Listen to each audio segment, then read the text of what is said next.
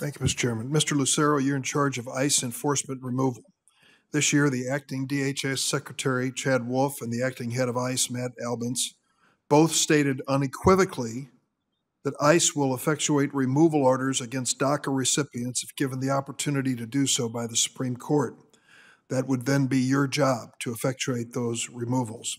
So I'd like to ask you, how does ICE plan to carry out the removals of DACA recipients planned by the Trump administration? Sir, thank you for the question. So there's no current plan, but ICE, as you know, does not make the decisions if someone should be removed. Those are generally made by an immigration judge or by an arresting agency if they're subject to expedited removal. ICE carries out those lawful orders and will continue to do so. Of course, the court process is at the highest possible level now before the Supreme Court. Are you saying that there has to be another judicial hearing before you would actually try to deport anyone currently protected by DACA status? No, sir. I'm simply saying that in the immigration context that some individuals that we remove have had their due process. If they're ordered by an immigration judge, if there is no appeals pending and there's no impediment to removal, ICE will remove those individuals to their home countries. And so, since this decision from the Supreme Court could literally come down any day, do you have such a plan in place for the removal of these 800,000 individuals? No, sir. There's no plan or current planning for that situation. May I ask you another question? Are you familiar with the zero tolerance policy of the administration? Yes, I am aware of it. Do you believe that any aspect of that policy is still being used to forcibly separate children, infants, or toddlers from their parents? No, I'm not aware of that happening. So may I ask you a question about this? On May 13th and May 14th of this year, ICE presented detained families at Berks, Dilley, and Carnes with an unconscionable and unnecessary choice. Either separate from their children or stay together in indefinite detention during COVID-19 pandemic. The press report says that sobbing and scared, families told their lawyers that ICE officers presented them with forms in English that the officers told them to sign. This is in May of this year, explaining that they could send their children away. These children are as young as 1, 2, and 3 years old, learning to walk and talk in detention. Are you familiar with this?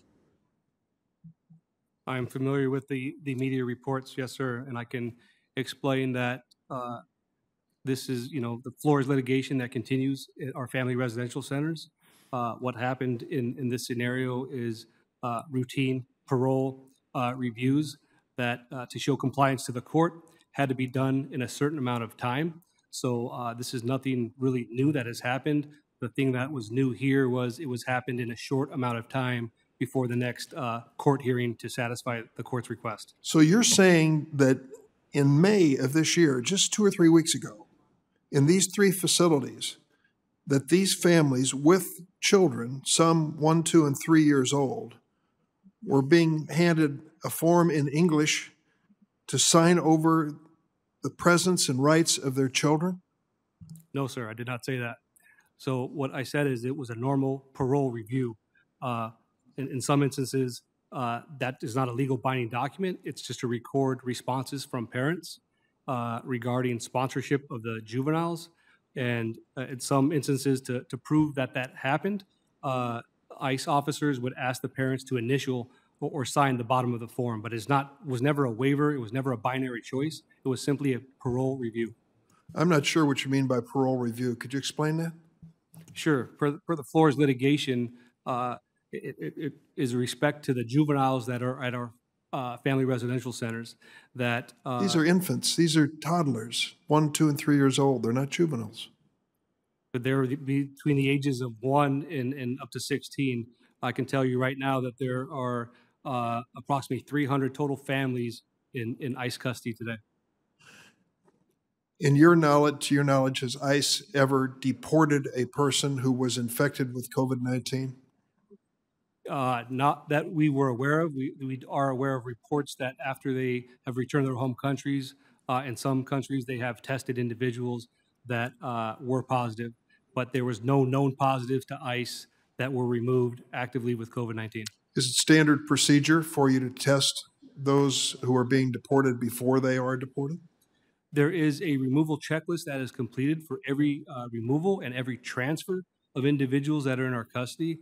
That is a symptomatic questions that are asked by healthcare professionals, as well as a temperature check prior to boarding planes. In some countries, by bilateral agreements with those countries, we are conducting testing of every single individual that is removed. How many countries? I don't have that specific information in front of you, but I'm happy to provide that to you, sir. But it is not standard procedure, from what you have said, unless there is this agreement with another country, to test a person before we deport them from the United States to determine whether they are infected with COVID-19. Today, that's accurate, yes, sir. And if you did deport, I asked Dr. Allen, what do you think of the notion of deporting those who are positively tested for COVID-19? Is that a dangerous medical decision? Senator, I'm not involved in the deportation process, and so commenting on it would, I think, be outside of my purview. I can give you an analogous situation. We do have inmates who test positive, and then their release date comes up, and they must leave our system even though they are positive. In those situations, so there are some situations in which that must happen.